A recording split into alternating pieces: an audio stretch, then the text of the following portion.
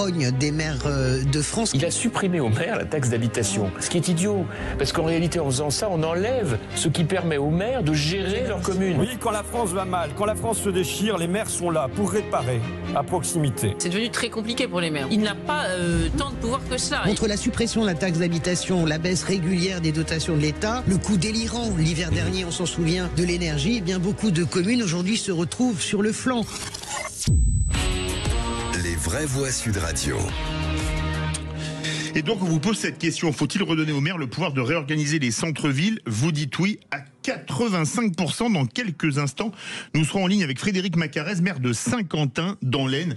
Est-ce que vous trouvez, vous qui avez quand même maintenant quelques années de vie, on a à peu près, enfin, on a tous quelques printemps derrière nous, oui, que les centres-villes se sont beaucoup dévitalisés avec le temps, Philippe Bilger? Ah oui, absolument. Et je me souviens de pérégrination, et le hasard médiatique fait bien les choses, avec Xavier Bertrand, lorsque je faisais une conférence à Saint-Quentin et qu'il était le maire et qu'il m'indiquait que son principal souci était de vivifier, de sauver le centre-ville, et j'attends avec impatience son successeur pour savoir s'il a pu continuer cette offensive. C'est sa successeur parce que c'est Frédéric Cumeux. C'est une femme. René mais moi qui suis un pur Parisien, qui suis né à Paris, qui vit à Paris depuis toujours, je me rends compte quand même qu'il y a de graves problèmes à ce niveau. Hier, j'étais au boulevard Saint-Michel. Mais c'est incroyable le nombre de boutiques qui sont allouées, fermées. C'est devenu une tristesse absolue. Même dans des petites rues parisiennes, vous avez aussi la même chose. Ce qui était bien avant, c'est qu'on pouvait faire ce qu'on appelle du lèche-vitrine. Vous savez, un magasin de vêtements, un magasin de chaussures, un magasin de bougies. Ce n'est plus. Même les grandes villes sont touchées par ça. Et ça devient de plus en plus triste. Hein. Et nous retrouvons Frédéric Macarez, maire de Saint-Quentin, qui plaide pour rendre aux maires le pouvoir d'agir sur les commerces de proximité. Bonsoir, Madame la maire. Bonsoir. Alors, première question, comment les maires peuvent-ils reprendre la main sur la planification commerciale dans leur commune face aux moyens qui sont a priori actuellement limités? Alors, ce qu'on demande, donc on vient de rendre un rapport, une mission commerce. Donc, j'étais représentante en tant que maire, mais il y avait Antoine Saint-Troyan, le directeur de la Banque des Territoires, et Dominique Schelcher, le président de Système U. Oui. Donc, on a travaillé ensemble pendant 3 mois. On est allé sur le territoire français. On a auditionné 100 personnes. Et donc, il y a plusieurs éléments. Nous, on fait 30 recommandations, dont 12 prioritaires. Et dans les sujets qui sont importants pour nous, c'est de donner plus de pouvoir maire, puisque aujourd'hui, en fait, on le sait ou pas, mais c'est la liberté du commerce. Et donc, un maire, eh bien, à part l'urbanisme, il ne choisit pas les implantations de commerce dans des artères commerçantes. Donc, on est plutôt pour continuer à avoir une certaine liberté du commerce, mais toutefois, sur des axes qui paraissent stratégiques, quand une stratégie est réellement arrêtée et dessinée, eh bien, de permettre au maire de donner son avis au travers de la loi. Donc, on demande plus de pouvoir pour les maires. Oui. Bonsoir Madame le maire, on dit. Hein. Moi j'ai dit Madame la maire. Excusez-moi, pardon. Ça dépend.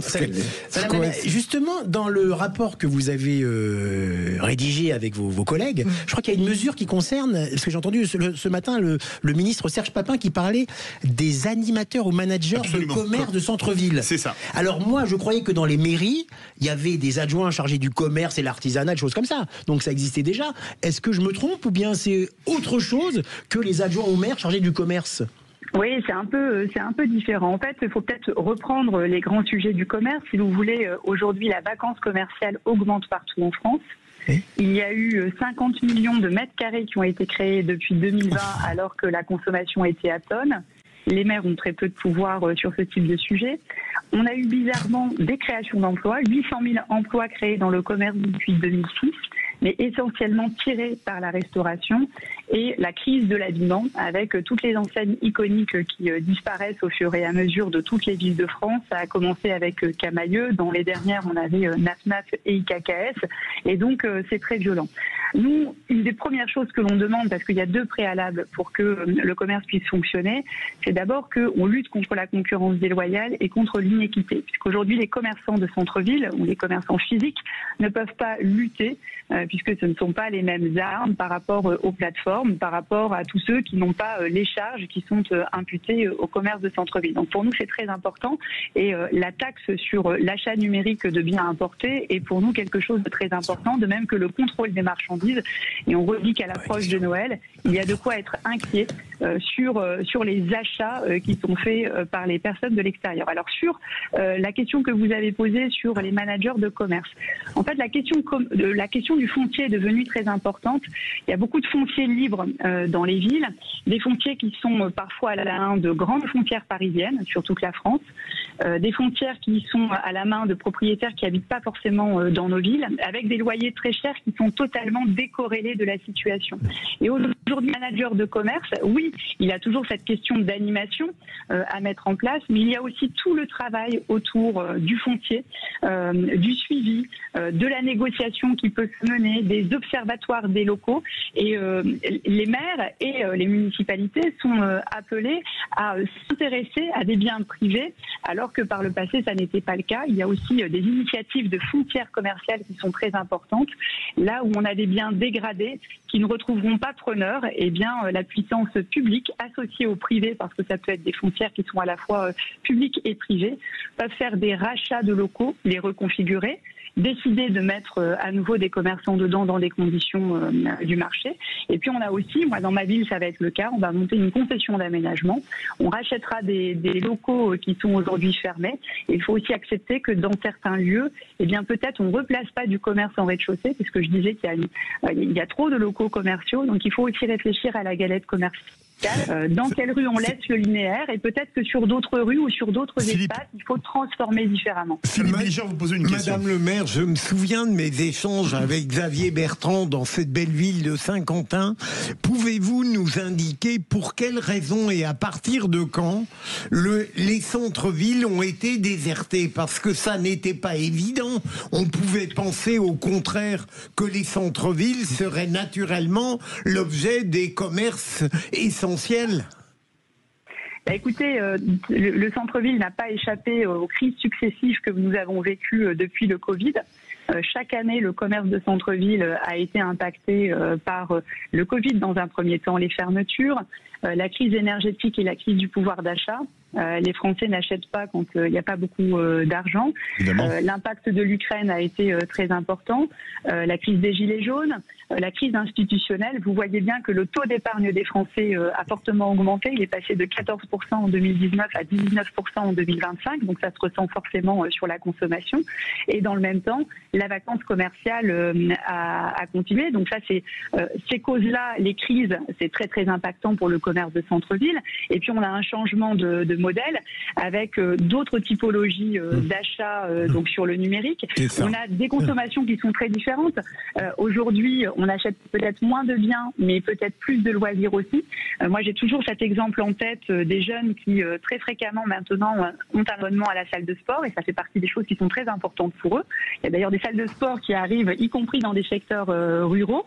Donc ça, c'est des arbitrages qui sont un peu différents. Et puis dernièrement, cette dernière année, et c'est pour ça qu'il y a urgence à agir quand on parle de concurrence déloyale, avec les droits de douane américains et la situation géopolitique, on se fait totalement inonder des produits chinois. Et donc on a une accélération du mouvement qui est particulièrement inquiétante. Et c'est pour ça qu'avec les co-rapporteurs, on appelle à un sursaut et à des mesures fortes pour que nos centres-villes puissent continuer à évoluer, remplir leurs fonctions à la fois commerciales mais aussi de convivialité pour les populations. On reste un pays latin. On a du plaisir à se retrouver. Ce qu'on ne voudrait pas, c'est être sur le modèle américain où on n'a pas du tout de centre-ville. Et donc, c'est même peut-être plus les malls et juste l'achat Internet, vraiment le modèle général. Nous, on a envie de continuer à avoir des cœurs de ville qui vivent, où on travaille, où on habite et où on consomme.